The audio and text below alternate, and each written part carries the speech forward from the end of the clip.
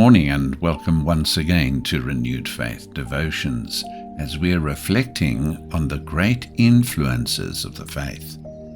We continue to look at the life and character of Solomon, and from 1 Kings chapter 10 we read, "Now when the Queen of Sheba heard of the fame of Solomon concerning the name of the Lord, she came to test him with hard questions.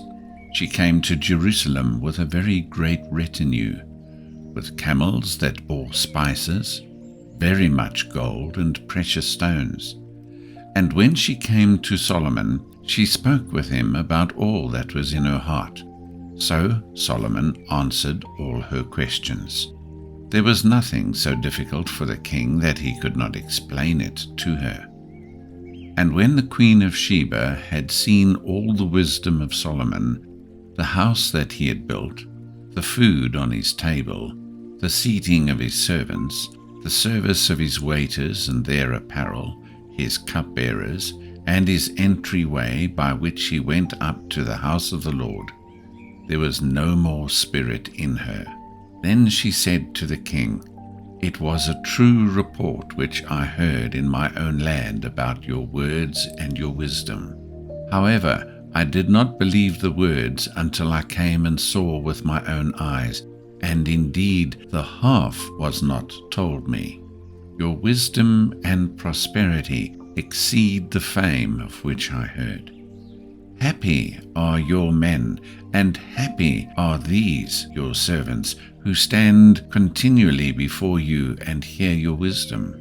Blessed be the Lord your God, who delighted in you, setting you on the throne of Israel, because the Lord has loved Israel forever.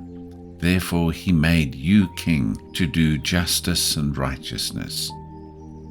Then she gave the king 120 talents of gold, spices in great quantity, and precious stones. There never again came such abundance of spices as the Queen of Sheba gave to King Solomon.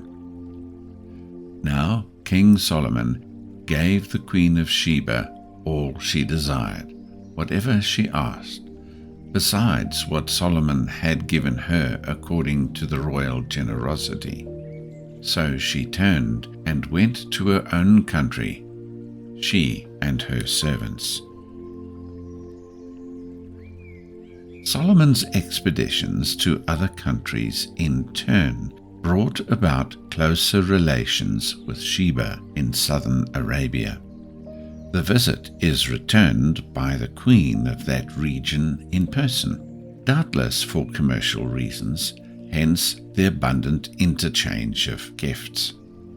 The Queen of Sheba plied Solomon with many difficult questions, but when he answered every one to her satisfaction, and viewing the magnificence of his court, she exclaimed, "Not even half was told me."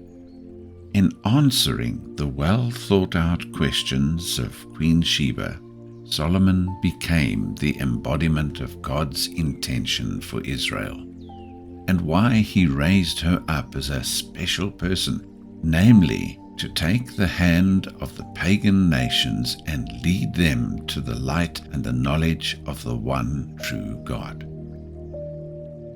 Now, I'd like us to think about this in another way.